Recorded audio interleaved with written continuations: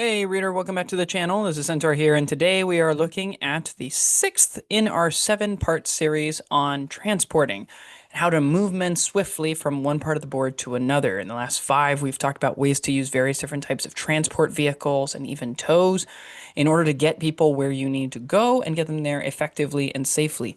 In today's video, we are looking at something that does not involve transports and tow, so a separate unit generating its own order dice, but other quite effective ways to increase the movement speed of your infantry. And this tends to take 3 different forms, but the most common one, the one that I have the most experience with and have definitely come to gain something of a name about in our local region, is cavalry. Now, they come in a lot of different forms, okay? But as you'll see here, we're looking here at the faux transports. That is to say, they move an awful lot, sometimes an awful lot like transports, because a lot of them have wheels, as you will see from those Dutch bicycle-mounted troops that are over in the picture to the right. But they also do sometimes come with 4-legged friends in the case of horses. So what is faux transport theory? The thinking here is that we aren't actually using transports, we're using an upgrade option on the infantry that natively increases their speed and grants them some benefits, typically with some disadvantages. Most commonly in the game, these take 3 forms: horses, motorcycles, and bicycles. This gives you very speedy movement. It also does not give you separate units, which can be useful, as we'll talk about in the advantage side of things. It also means that your transport ability tends to be more survivable than, say, a damage value 6 transport, because they would have to do wounds equal to the unit in order to remove the mobility threat, instead of just sneaking 1 in, right, against a transport. It also means that technically the capacity of the transport is just equal to whatever the maximum unit size is, right? So if, you typically have limits of, say, 12-man trucks or something like that, if you had a 15-man unit or a 20-man unit, it could be really difficult to get all of those people in a single truck, but you could hypothetically do something like that if you could give them all horses or bicycles or something like that. So in that sense, unlike a lot of other transports, the transport capacity of the transport doesn't really apply. You can fit as many people in as you want. So what are the advantages of faux transport theory? Over there on the right, you see a number of my current motorcycles for France that are currently in progress. We'll see when I actually get those done, because they're not a high priority here for the channel. First of all, they are easier to activate. It is easier to activate more fast units. Okay, so whereas with other transports that we've done, if we wanted to be able to activate the transport and potentially get guys out of it, we would need to include an officer. And while there are more officers in 3rd edition, there aren't infinite officers in 3rd edition, right? You will often find that you are a few officers short of how many people you would like to transport, especially if you plan to use morale bubbles for literally anything else, like keeping artillery or mortars or something else like that going, keeping your armor doing its job instead of falling back. All of this is a useful thing to have if you can then save yourself an officer, because paying points for a bicycle or a motorcycle or a horse will mean you don't have to include an officer with those people. It also means that it's easier to spread out across the map. These units can work independently. You don't have to have them, again, piggybacked by an officer. You don't have to worry about having potentially multiple transports in the same place to make sure that one of them gets there. You don't have to guard dog them with something for cover. You can instead just send these units out on their own, and very often they do work pretty well as loners. They also get the benefit of infinite pivots. And this is not to be underestimated. You can just maneuver them because they're just infantry sections, right? So whereas other vehicles, they have to worry about pivots and they have to count their pivots and stuff like that. And sometimes, depending on how those roads are looking or how you need to maneuver around the buildings, that could actually be problematic. Especially if you wanted to move at a full run and you want to get all of your movement in, but that means you're down to one 90-degree pivot on your turns. With these, you get an infinite number. You can position these however and wherever you want within their maximum movement distance. They also pretty commonly have recce built into them. Motorcycles and cavalry both have this. You don't natively get recce on bicycles, and there's quite a few reasons for that, and we'll talk about that when we discuss bicycles in a little bit. They are also the most economical choices you will find on 6 to 7-man models or less. This is primarily because you're only paying 1 point per man for a bicycle. So even if you were comparing it to a 3-man capacity civilian car, you'd only be looking at 3 points for a bicycle guy. You could technically, for the same number of points, you could mount a 13-man section and still save points, right, by buying bicycles. So it is way more economical from a points perspective to buy this. Similarly, you got 3 points per man for horses. Most 5-man transports are going to be around 20 points or so, looking at things like a heavy field car. If that's the case, horses are less expensive, even up to 6-man capacity, right? When you start getting beyond 6-man capacity, they do start getting more expensive to take horses. But in general, most horse units are probably going to want to tap out at about 6 to 7 men anyway, just because your footprint gets so large. More on that later. And then for 5-man cost motorcycles, I'm going to be honest, some of these can be pretty pricey when you start looking at it, because it is quite a few points per person. That being said, you typically only run motorcycle squads at about 4 to 6 men anyway, depending on the nation that's running them, which means you've only got 2 to 3 of those motorcycles with the sidecars on them or whatever, and then people are ready to fight, in which case you're really not paying that much. 30 points is more than 20, but it's really not that much. So it all depends. And again, you're getting the infinite pivots out of that. The disadvantages, of course, though, are actually quite a few, especially depending on what kind you take. So first of all, and perhaps most obvious, you are getting less order dice, right? Because I am taking, in this case, these 5 Belgian cavalry over there on the right-hand side, which are also in progress. I've been tinkering around a lot more with Berliers right now, so the cavalry have kind of taken a back seat, but still working on finishing those up.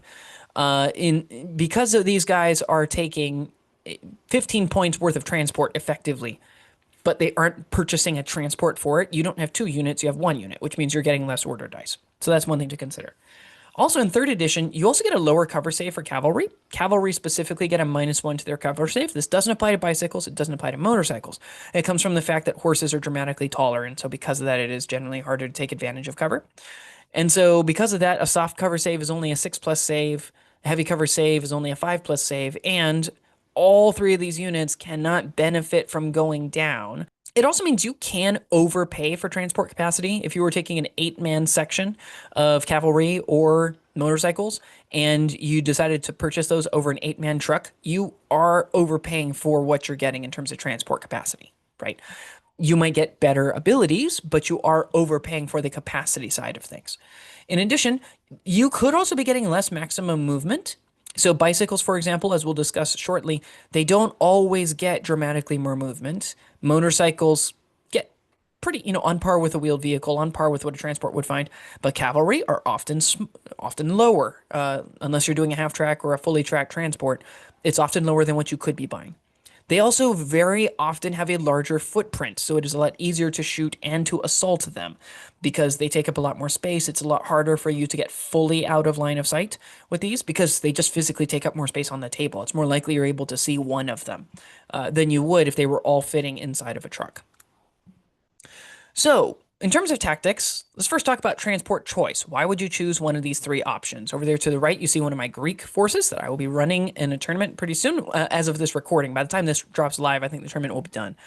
But the first one we'll talk about, because it's the briefest and it's the shortest out of them, is bicycles. Not every nation gets access to these, but some of the European nations, and I believe even some Japanese units, get access to bicycles for +1 point per man.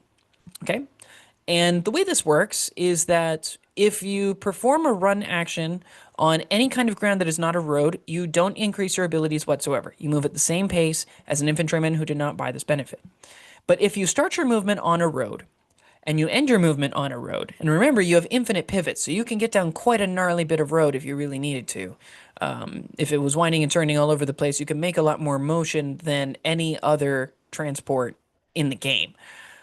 Then you double what would be double your movement effectively, right? So you get up to 24 inches of movement on the bicycle. On the one hand, that sounds really good because for +1 point per man, you get the same movement as if you were in a Jeep, but for as big a squad as you want that can take these things, and you're really, really fast on roads. Couple of issues. Number 1, not every board has roads. All of my boards have roads, but not every board that I have ever seen or been to at a tournament has had roads. So just keep that in mind. You might find that you buy bicycles and they give you absolutely no benefit in a given game because there are no roads on the board. Secondly, if you perform any action that is not a run action, and this will come up later, you lose the bicycles and you are not allowed to remount for the rest of the game. This means if you choose to go down against somebody shooting at you, I think technically you can do that. There's nothing in the rules that says you can't go down when you're on a bicycle. Stay with me, guys. Stay with me, okay? But in addition to that, it also means if you advance so that you can move through, say, rough terrain, you lose the bicycles. If you need to rally because you take a bunch of pins, you lose the bicycles. If you choose to fire at anybody and do anything other than running up, you lose the bicycles. And this means it is very likely that unless you are playing some sort of double envelopment or envelopment sort of game, you are probably going to lose the bicycles at some point. So this is kind of a one-shot transport. That's the way I like to see this. At some point, it's going to be expended and then it's gone, and in ways that others of these are not, because all of three of these options can dismount. But this is the one where if you perform anything other than a run action, you're going to be dismounted automatically. There's no check, there's no roll, there's no, as far as I know, there's not even any special rules unique to any units that allow them to bypass this rule. And so because of this, you're going to find that bikes outside of narrative play are extremely rare. You're not going to see them very often, even though they are by far the cheapest. Okay. Next up in terms of cost is also, I think, the most commonly available option, and that is cavalry. Cavalry, you pay an extra 3 points per man to put them on a horse, and this gives you a couple of benefits. First of all, you increase your movement range from 6 inches to 9 inches, which means that your run is also now increased to 18 inches instead of 12 inches. So that's pretty nice. It also means that since you can advance up 9 inches and then shoot as if you had a pistol is how it ends up working. Okay, you count as having carbine, so they count as pistols when you're mounted, rifles when you're dismounted. That gives you an effective threat range of 15 inches. Which is not horrible. It's obviously shorter than a rifle is, but it's really not horrible. You'd be surprised how much you can reach out and strike with those pistols if you need to. But of course, the biggest reason why a lot of people will take this is that is a potential 18-inch assault. You can assault people from pretty darn far away, which is really nice. You aren't allowed to go down when you're on the horse. Down orders are not allowed. You get the -1 cover save we talked about earlier, but you do automatically get recce, as we also discussed.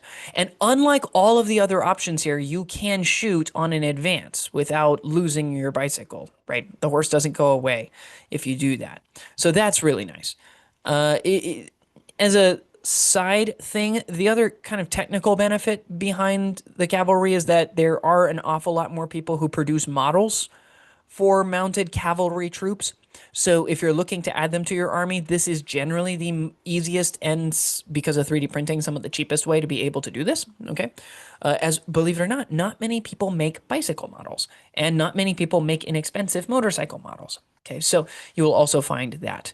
And then we have motorcycles. Now, motorcycles are the most expensive at plus 5 points per man. That is a lot to pay. However, they are super fast. You increase the movement of the infantry to 12 inches, goes up to 24 inches if you're performing a run, and doubles on a road. You are effectively a wheeled vehicle. But you also get infinite pivots, which is really nice.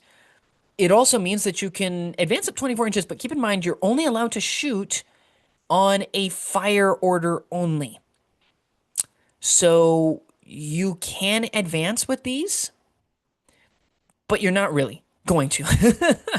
The only time you would is if you wanted to dismount, because dismounting is always done as an advance order. Okay. You also cannot assault with motorcycles. You're not allowed to run people over. Fun story. There is no rule technically on bicycles that says they can't assault people. Technically, you're still an infantry section. You just get doubled movement and then basically quadruple movement when you're on roads. So because of that, you can technically assault stuff, which is kind of awesome. In addition, you do get a regroup order with the motorcycle if you are assaulted. So if somebody does assault you, you do get the 2d6 inch regroup that cavalry also get instead of the d6 regroup, assuming that you win, obviously. But you can't actually go out and assault. You also, again, cannot be issued the down order, but you can still recce, as we discussed. So all of that is pretty useful, but you can already kind of see there are a couple of limitations that would be nice to be able to take advantage of that you can't really, and this is, I think, also part of the reason why you won't see people taking motorcycles. The official models from Warlord are also like $40 per motorcycle, so there's that too. So when we look at deployment, what do we want to consider? So the first thing we want to look at is that we want to deploy out of line of sight if at all possible, while still being able to be mobile and easily moving to places where you want to go, okay? If you cannot get that to happen because of the size of the unit, at least make sure that you are in cover, okay? Because that is going to help to keep you safe. Make sure that you set a path that will end you in cover wherever it is that you need to go, because again, your cover saves are not going to be great any which way you cut this, right? You're still just an infantry section, okay? You're not being wounded on a 6+ for being a soft skin vehicle or anything like that. You are just an infantry section, okay? You want to be able to account for recce moves. Also consider that some nations on turn 1 get access to fieldcraft for all of their infantry sections, which means you can have fieldcraft on a cavalry unit, which is really crazy and really good. It means you could technically run bicycles through a forest if you wanted to, and you could move through it. You could run motorcycles through a forest on that particular turn because fieldcraft applies to infantry and you count as infantry, which is really nice. In addition, you want to plan your location out, pick 2 or 3 places that you want to do, and you don't necessarily have to deploy them late. What I would do is I would deploy them after deploying your supporting fire units. And the reason why is because you want to make sure that your firing lanes are good. Okay, in this case, we've got here a jungle map. I was doing some prep, potentially, testing out an army for an upcoming event that I'm looking at going to. And so I'm going back to Poland, back to my roots where I like to play. But he was playing Japanese, so we decided to play on an East Asian board that we're working on. So it's not particularly flavorful for Poland, but it worked for him, and that's great. Love that. And so in this case, the thinking is that, okay, we want to be able to get up, we want to hit the infantry section that's in that heavy cover sandbag entrenchment over there at the top right of the screen. And so what we're going to do is that on the first turn, we're going to move the cavalry behind this building. We want to make sure, however, that we leave at least an inch, probably a good bit more than an inch, just so there are no questions, for that machine gun team that's in our emplacement to be able to fire on that unit, put pins down range, possibly remove some people, as well as for this AT rifle team to be able to shoot and try to put some pins down on those people. Because all of that's going to help to get ready for the cavalry, okay? So make sure that you're checking for those firing lanes. You're going to need those firing lanes, okay? The next thing we want to consider is, would you consider putting them in reserves? As a general rule, I wouldn't, and here's the reason why. First of all, I never would with bicycles, because the technical rule for reserves is that you're giving the unit a down order, which means you would lose the bicycles. Okay, so you cannot bring bicycles in from reserve. Okay, you want them to be in first wave, or you want them deployed on the table if you're going to take bicycles, because otherwise you're going to lose the bicycles before you ever get a chance to use them. For cavalry and motorcycles, you can kind of get away with this for counter deploying. In a lot of cases, though, you don't want to start behind the 8-ball, either coming in from your side deployment zone edges or from your back table edge. And the reason why is because you're kind of losing the whole benefit of having that extra mobility. You don't want them losing turn 1 where they could already be far up, and then basically by turn 2, you're finally catching back up and possibly even behind where your infantry who are foot slogging it are already if they had just run up by themselves. So in general, I wouldn't, but it can be useful sometimes for counter deploying. So that way you know where the enemy is and you go and then you work around them. In terms of outflanking, I generally don't recommend doing this. It can work, and I've lost a game to somebody who outflanked a group of French cavalry before. That being said, it's a lot of points waiting for a long time in the wings. Remember, this is about a third of the game that they won't even have a chance to play in. Over a third of the time limit if you're doing a timed game, because the first 2 turns have the most order dice in them and the most number of decisions, and so the analysis paralysis can set in sometimes. So because of that, just keep in mind that, like, if you're going to invest a lot of points in something, especially something like motorcycles, I wouldn't outflank them, because that's a lot of time and a lot of points where they aren't on the field, and that could cause you problems. It can work for cavalry sometimes because the cost is not that much, all things considered. If you're outflanking, there was a decent chance you were going to bring a transport anyway, and so if you have a 6-man section, it's only 18 points. You're not out that much. That being said, it is always nice when you can get guys in as quickly as possible, okay? And so because of that, quite useful to maybe skip on outflanking them and just bring them in and have them work around terrain as you go up the board. And then comes the rush. Okay, so in this case, on turn 1, we've moved them from behind this green building down here at the bottom of the screen. We move them up toward the command post, and you'll notice we've made sure to, 1, not come within an inch of where the guns are going to be shooting. But in addition to that, we've made sure we've got a guy who's poking out and looking at the units. That way we have line of sight for a potential charge. Now, in an ideal world, what we would want to do is that on turn 1, we've moved up. We've already started dealing out a bunch of pins to this unit. And the reason why is because we don't want them being able to shoot at us easily. We want to make it a little bit harder because our cover save is not going to be as good. This is heavy cover because it's a building. It's only going to be a 5+ save instead of a 4+ save. But the thinking is, well, if we can make it harder to hit, if they're hitting on like 5s instead of on 4s, that's why 2 units is very useful. Because 1 pin they can clear with an order test. 2 pins, a lot harder to clear with an order test. So what's going to happen is that you're going to have them trying to shoot at us, but now they're only hitting with a third of their shots instead of half of their shots. And that's a big deal. Okay, so what we want is we want to make sure that we're making it so that we're not cutting off our lines of fire. Okay, the firing lanes are very, very important. Okay, we want to make sure that we're ready to fight with them. Okay, and so this then begs the question, how do we want to rush? Okay, in general, obviously, you're going to be doing run actions with bicycles because otherwise you're going to lose the bicycles, right? You're going to be doing run actions with the motorcycles in a lot of cases because you're just going to maneuver up. Again, you get infinite pivots, so running isn't like you're less maneuverable than you'd normally be with a wheeled vehicle. And you can't shoot anyway, so there's not a lot of reason to do an advance, okay? You might advance, though, with cavalry. If you know that your opponents are relatively close, if they have, like, forward observers or something like that, then you might actually be able to move up 9 inches and be able to shoot at them within 6 inches, which is point-blank range with your pistols. Which means you're starting at 4s, becomes 5s because you moved and you're shooting, and then goes down to 3s because of point-blank range.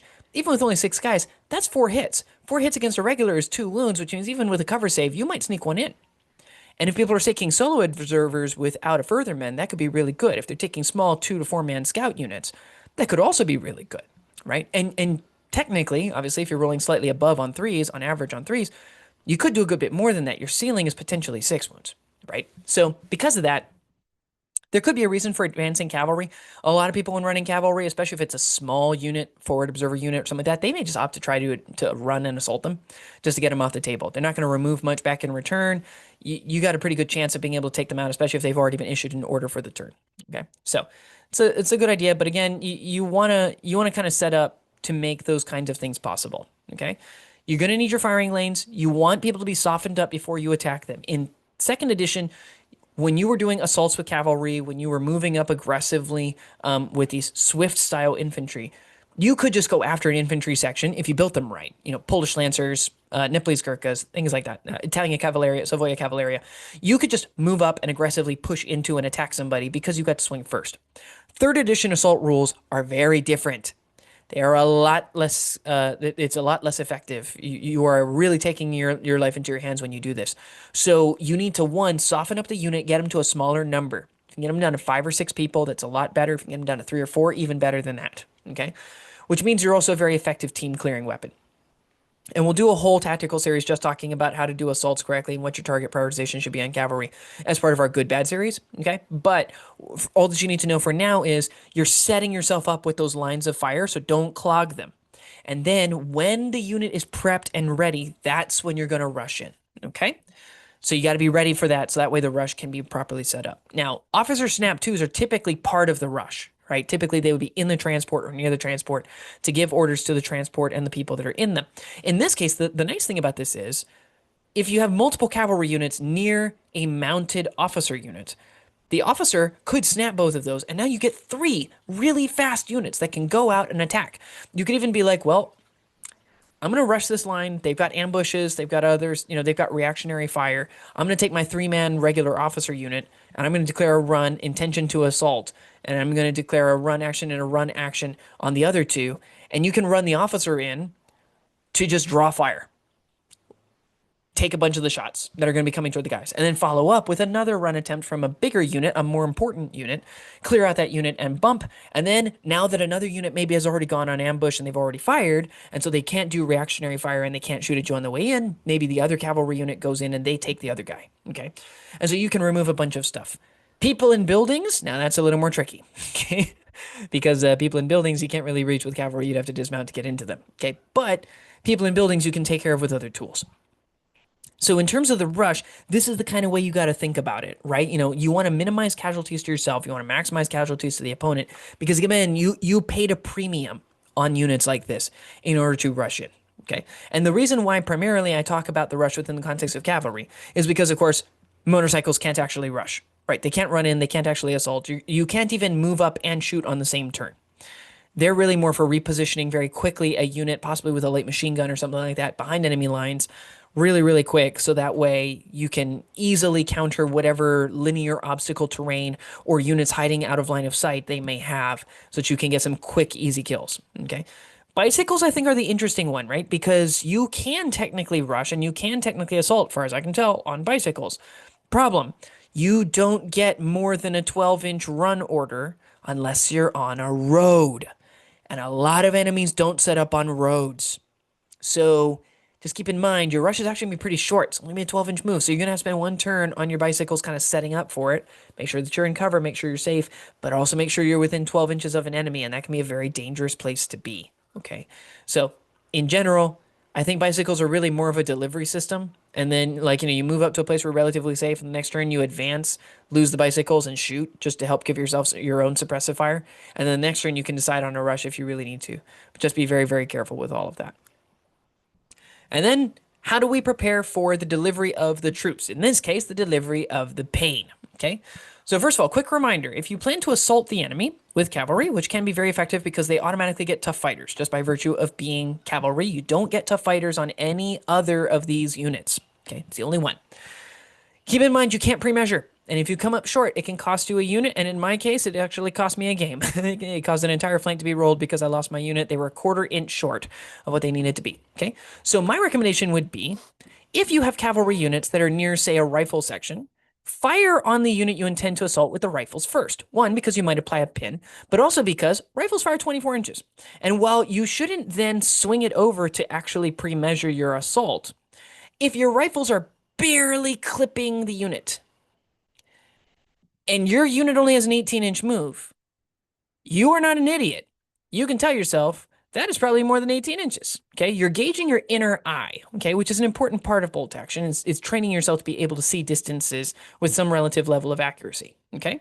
But this is one of the ways you can do it, right? If I've got a 36-inch range machine gun that's right next to these guys, which was the setup, that's not nearly as useful as a 24-inch rifle, because I can tell the distance just by looking at my tape measure and looking at where it falls on the table, roughly how far something is. If something is double the move distance of my cavalrymen, that's not actually all that helpful at all. Okay, so just keep that in mind. Cover. You want to think about, does the opponent have cover when you're assaulting, and will you have cover after assaulting, right? Or after you run up and then shoot people at point blank range, or whatever it is that you want to do with these sort of things, right? If you run up and clear and now you're trying to guard an objective, is there actually cover on the objective that can keep you safe? This is very important because if you don't have that, you could end up losing a lot of people very, very quickly, both on the initial assault and the move into that area and space of control, and then afterwards when other units start to retaliate against you, okay? It's also very important, and this is why the 2d6 regroup for cavalry specifically is so useful, is that you can clear the area very swiftly, wipe out the unit, and then you can retreat without exposing yourself. So in this case, when these guys ended up attacking, you'll notice they get a 2d6-inch regroup, which is a 7-inch regroup. Depending on which person you want to measure it from, you could probably move beyond that forest terrain, that bamboo forest right over there, or you could go behind that animal pen, right, to potentially avoid being shot at by the enemy. Okay, it all depends on, again, where the enemy is located and what kinds of assets and units they have, right? Moving in close to mortars is actually really effective, right? Even if you don't have any actual cover. Becomes a problem if there's a machine gun in the area, right? Okay, so these are the things you want to think about. And then in terms of the tactics of retreating your units, there's a couple of things to think about. First of all, in general, you're going to stand and fight, right? You moved to that area, you paid points to move up to an area. Holding the area is important. And in some cases, you might even consider dismounting. If holding the area means you have to get into a building or something like that in order to be safe, you have to go into, something dangerous, or you just want to get a better cover safe and you don't want a penalty because you're a cavalryman, or you want to have the ability to go down so you don't want to be on a motorcycle or a bicycle, then it could be quite effective for you to dismount and get off of them, okay? Declare an advance action, dismount, take a shot. The nice thing, of course, by dismounting is you're no longer using pistol stats for cavalry or using rifle stats. You're getting an extra 18 inches of range, which is really nice. You can also do a feign retreat, okay? Which is where, you run in, you hit a unit, and then you pull right back towards your lines. And the reason for doing that is, one, typically the cover's better, and that would be one reason for doing it. The other reason why you might consider doing it is that you might be considering moving in a different unit, and you need those cavalry at a different objective. So you regroup, toward where you want to go next, and now you're threatening in a different direction. Right? And now, oh my goodness, just as they were starting to plan for your cavalry at objective number 1, you're now moving on to objective number 2, and they got to reel and they got to pivot and go to a different plan instead. Consider also, if a unit's getting shot at, just performing a recce maneuver that will move them out of line of sight and get them out of there. Sure, you lose the turn because you get it out in order, you're not able to then act, but this then allows a secondary unit to engage them. And then finally, with D6-inch regrouping for bicycles and 2D6-inch regrouping for cavalry following an assault or following being assaulted by motorcycles, just keep in mind that you can use that, of course, to fall back. If you suffered so many casualties, you're down to like two models, you're doing a kill point mission, and you're like, well, I just don't want to cough up the unit. Okay, you can pull them back, but these at least are things that I think are useful to think about when using these models. We're going to, again, be doing a whole different tactical video specific to cavalry. I'm not going to do one on bicycles or motorcycles because, frankly, I just haven't used them nearly hardly enough. I played motorcycles once. I've never played with bicycles. So I don't consider myself to be particularly good at knowing how to use those. But at least from a cavalry perspective, I have used cavalry with almost every army that I've played with. And so because of that, I know a few things about it. And so we'll talk about those in a future video. But is there anything that I left out? Is there a specific tactic that you like to use with bicycles, for example? Because I know some people, they really like modeling the bicycles, you know? Like, is there something about it that I'm not seeing? Are roads more common in games that you play? Are you pretty much always guaranteed to have one, so suddenly the risk of not getting any value out of your bicycles at all is not there, unless maybe they are a really advantageous choice? Let us know down in the comments below, and I will see you next time.